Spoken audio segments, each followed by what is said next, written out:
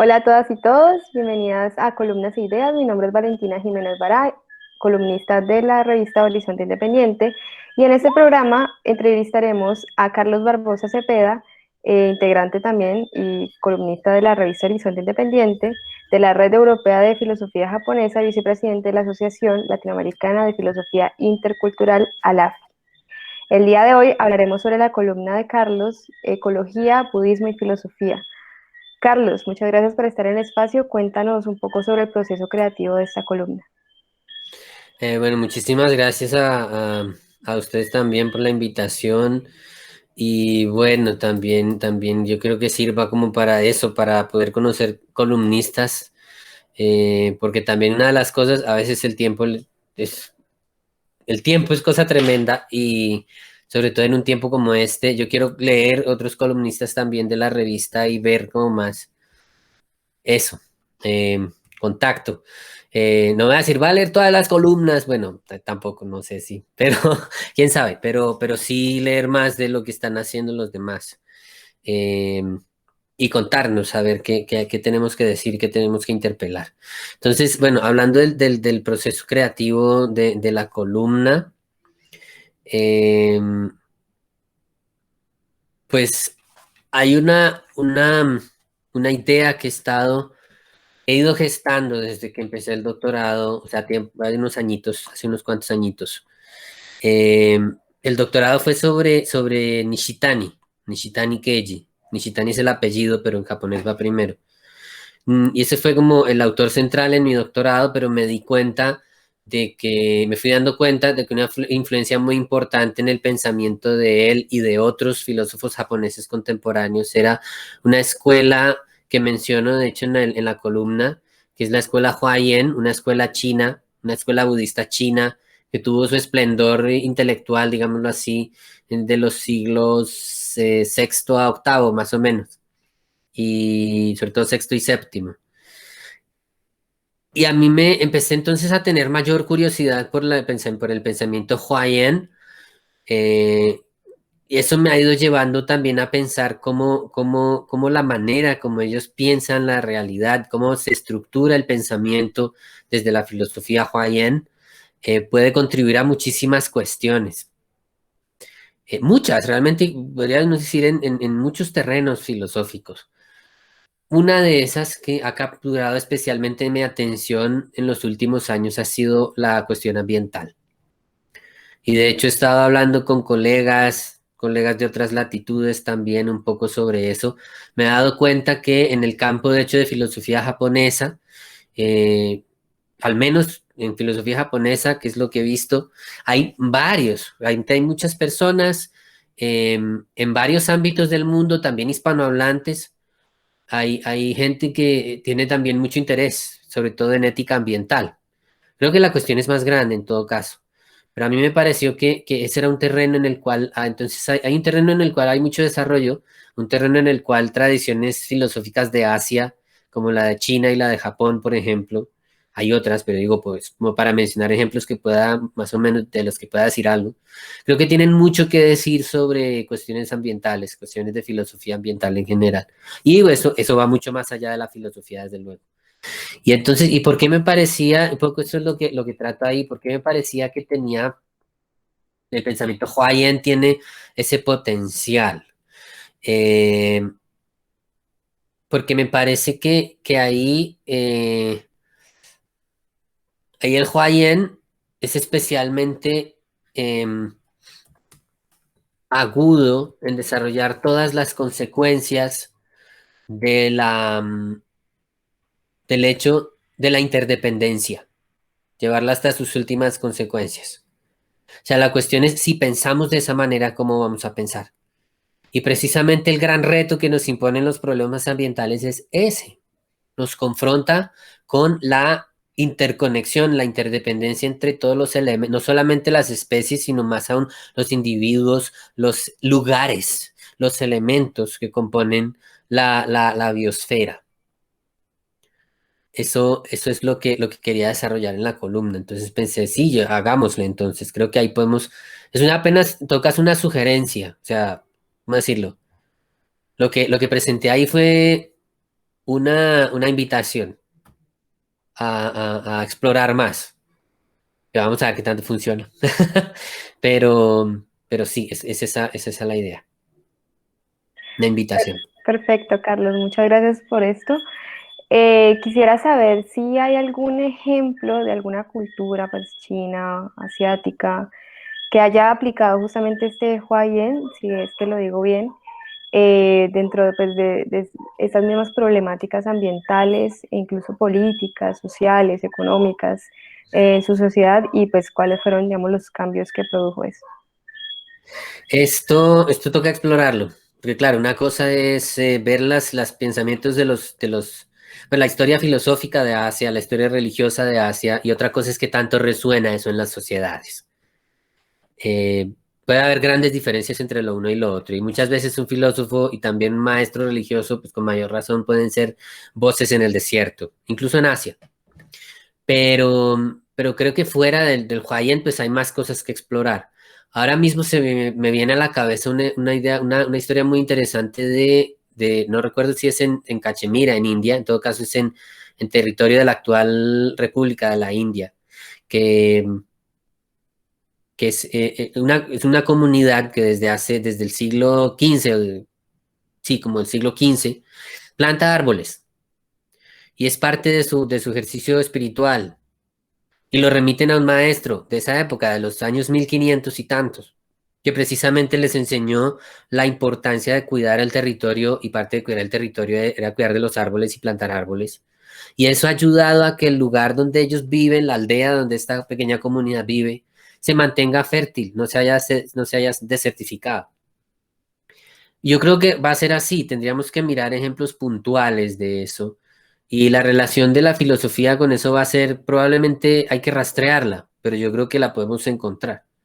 En el caso de Asia Oriente, uno puede mencionar el caso de cómo Japón organizó el reciclaje en las casas, que está muy bien montado. Toca decir que, bueno, eso vino del Huayen, no puedo decirlo, no estoy seguro. Em, Podríamos rastrear esas historias y sería importante ver cómo, qué fue lo que animó ese tipo de decisiones. Pero sí podemos decir que en el caso de Japón, pues la relación con la naturaleza es muy diferente también en el ámbito social, porque precisamente una de las cosas que creo que en general varias formas de pensamiento en Asia, no solo Huayen, pueden contribuir es a cuestionar y también incluso varias formas, por ejemplo, de pensamiento amerindio también, africano, de otras latitudes, en fin, pueden ayudar a cuestionar precisamente una noción de naturaleza que prevalece hoy en día en el orden mundial, que es una noción moderna, y es una noción que decimos es la naturaleza está de este lado, lo humano de este otro lado. E incluso influencia el discurso, tiene influencia sobre el discurso científico. Un científico le va a decir a uno, la naturaleza es todo lo que hay. Entonces, ya, cuando dicen, ay, es que productos naturales versus productos químicos, ay, ¿cómo se les ocurre hablar así? Si naturaleza es todo lo que hay, todo es química, etcétera.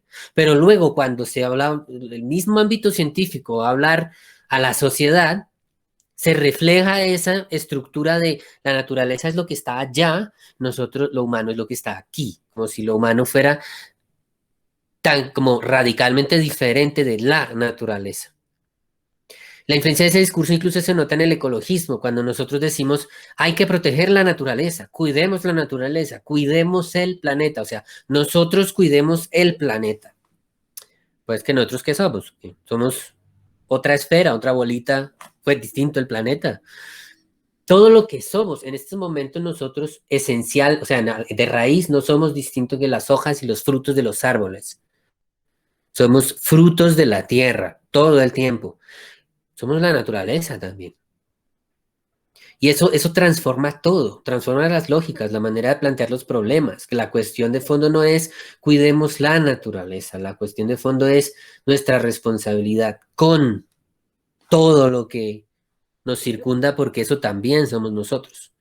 Particularmente a mí me parece que el Huayen es muy poderoso para profundizar en esa interconexión y en cómo por esa interconexión la cosa no es simplemente que dependemos de las otras especies, de los otros ecosistemas, etcétera, sino que de hecho en cada uno de nosotros mismos se manifiesta se manifiestan las fuerzas enteras de la naturaleza.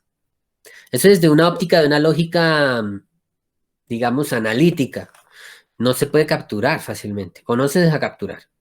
Pero tiene todo el sentido del mundo. De todas maneras, cuando uno lo analiza cuidadosamente, en últimas, nosotros, cada uno de nosotros manifiesta la naturaleza. A través de nosotros se nos manifiesta la naturaleza.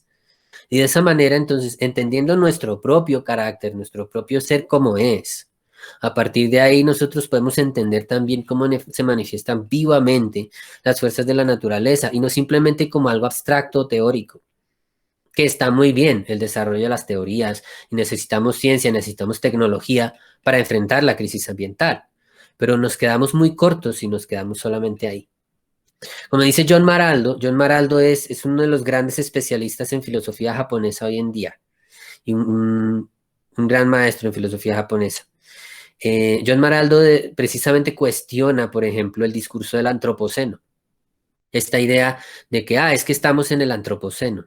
Eso sigue reflejando esta noción de que una cosa son los seres humanos, otra cosa es la naturaleza. Como dicen, no, es que todo cambió, pues decimos antropoceno porque es una era en la cual el ser humano ha modificado la naturaleza. Luego nosotros que vinimos de Marte, ¿o qué? Nosotros vinimos de la Tierra también. La Tierra se ha modificado a sí misma a través de nosotros. Y el gran problema es precisamente que nosotros que hemos dejado de ser, en la medida en que bajo la influencia de o sea, bajo la influencia de la civilización moderna, sí, hemos perdido mucho de esa conciencia de cómo nosotros somos la Tierra manifestándose a sí misma. No quiere decir que, adiós, abajo la modernidad. No, no se trata de eso tampoco, de ser extremista y decir, no, es cuestión de entender las dificultades y superar las dificultades de la modernidad desde dentro y desde una conciencia mucho más viva de eso, de que nosotros somos frutos de la tierra.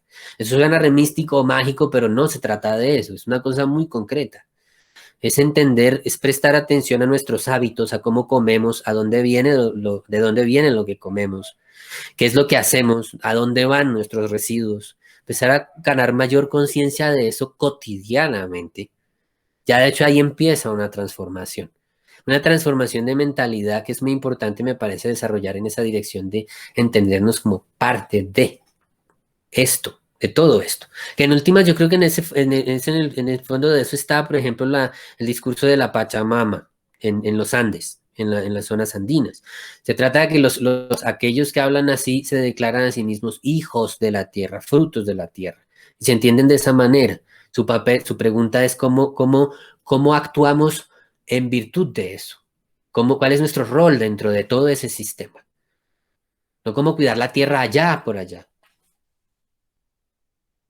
Muy de acuerdo, ¿no? Y también interesante ver como esa relación con otras culturas, más como culturas colombianas, de, no sé, comunidades indígenas, que también hacen como, digamos, esta relación directa, ¿no? Unificada con la misma naturaleza, y no tanto lo que pues, digamos, en la historia de la humanidad se ha presentado, digamos, en unas culturas como más europeas o estadounidenses y todo, que intentan escindir o separar, desvincular, digamos, estas dos formas que realmente son una.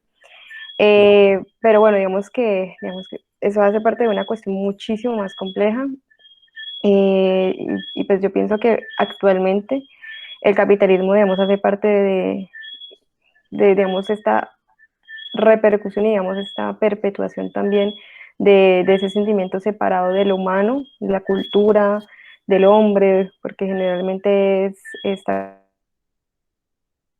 y la naturaleza misma.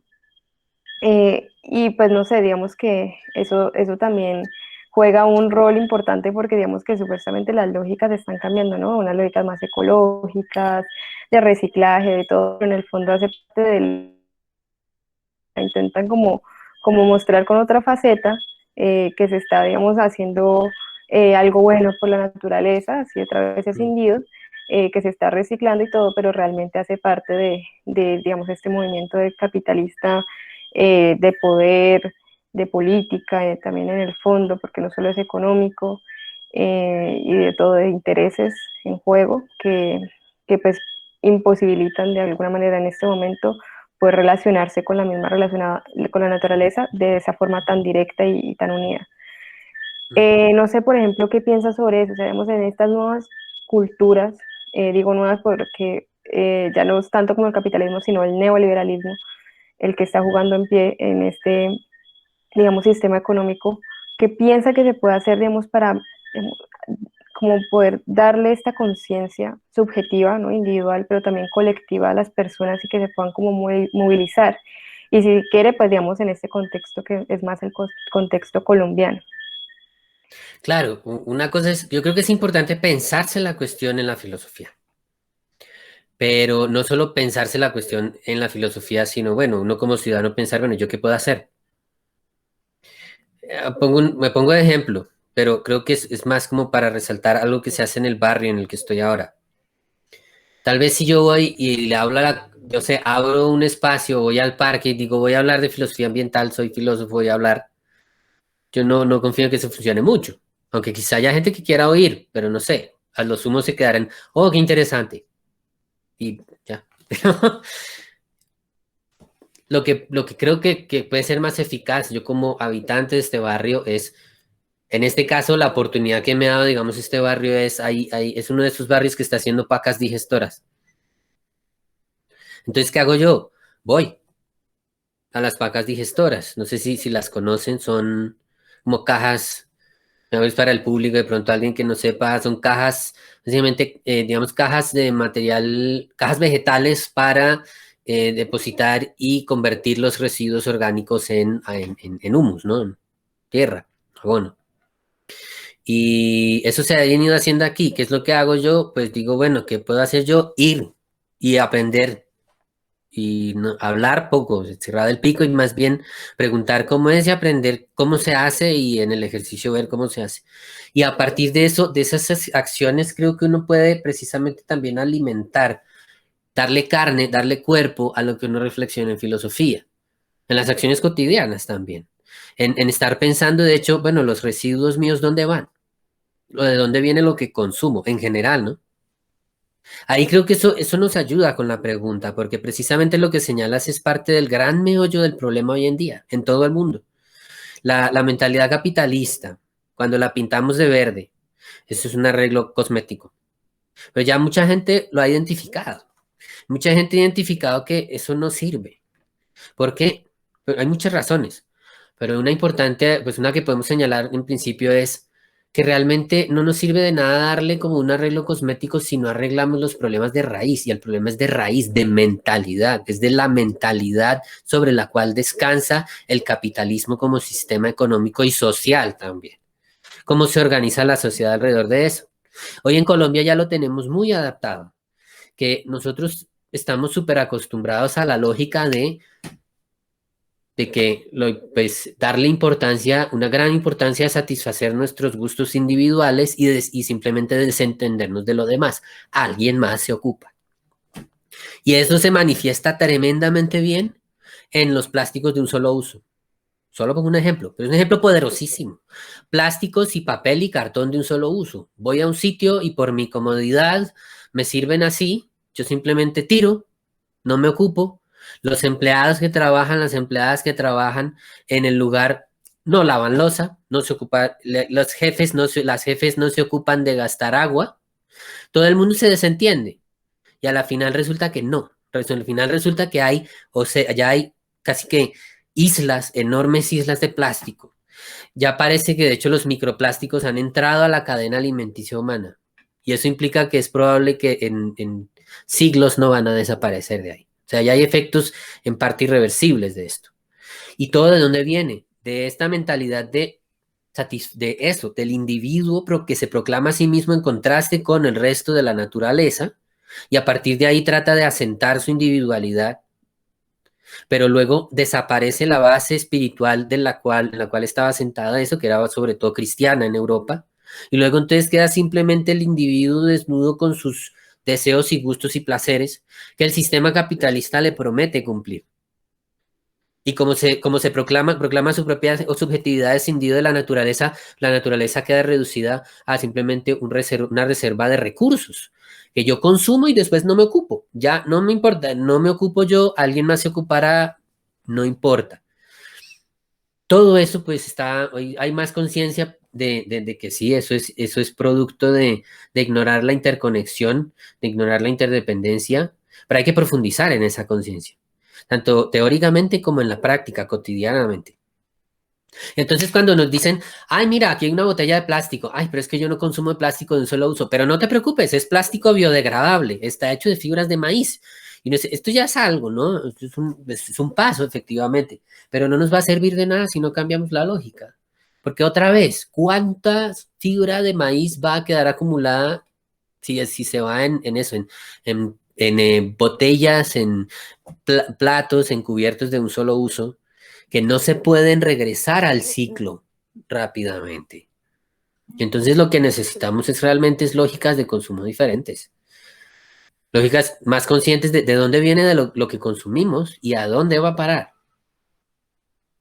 Y creo que hay iniciativas ciudadanas que pueden ayudar mucho con eso, precisamente como las pacas, pero hay otras, ¿no? Las iniciativas de composto, huertas urbanas, entre otras, pueden ser iniciativas que pueden ayudar siempre y cuando vayan en esa dirección de transformar la mentalidad de consumo.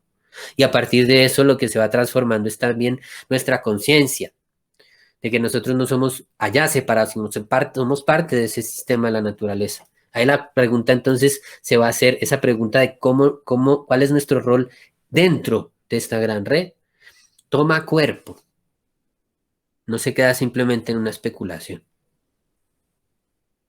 Es verdad, digamos que el ego y el individualismo priman en este sistema Nos capitalista han enseñado a ser actual. egoístas, de hecho sí. Nos han enseñado a ser egoístas. Y es que es verdad, es cultural en el sentido en que nos educan, en ese sentido, la educación es un arma de doble filo. Eh, yo sí quisiera, como en este mismo ejercicio filosófico de buscar soluciones, quisiera también que se hiciera ese experimento mental de cómo sería, digamos, esta relación, esta unión de lo humano con la naturaleza, pero sin dejar de lado, digamos, sin decir con esto que la modernidad o, digamos, esta época postmoderna queda como de lado. ¿Cómo sería, digamos, ese mundo, en el sentido en que estas cosas sí se pueden conectar en sí, sí pueden unirse, no son contradictorias? Es como la pregunta. Claro, el gran dilema lo podemos poner en nuestros términos presentes, y de hecho es un dilema vivo, que es cómo transformamos la modernidad ahora. Se habla mucho de posmodernidad, de hecho, en nuestros tiempos, y yo creo que ha sido muy aprisa. Es tal vez tema de otro momento, pero yo tengo esa impresión de que mucho de lo que se ha denominado a sí mismo posmodernidad en realidad es mucho más moderno de lo que reconoce. Y en parte por esto, porque finalmente como la lógica es innovar, la lógica es decir algo nuevo, completamente nuevo, la lógica es superar, la lógica es el individuo primero, moderno, todo eso. Y realmente para poder replantearnos la cuestión, necesitamos ver que es un dilema, efectivamente, no es, porque también por otro lado hay muchos movimientos que llaman a rechazarla. Ah, esto no nos sirvió para afuera. Lo curioso es que eso, para poder vehicular esos discursos, hay que usar micrófonos, hay que usar cámaras, hay que usar YouTube, hay que usar la modernidad. Todo eso es hijo de la modernidad. Para poder resolver muchos problemas ambientales hoy en día no, pues, no podemos prescindir de la tecnología, hija de la modernidad. Entonces, finalmente, el dilema es, no podemos simplemente echarla a un lado.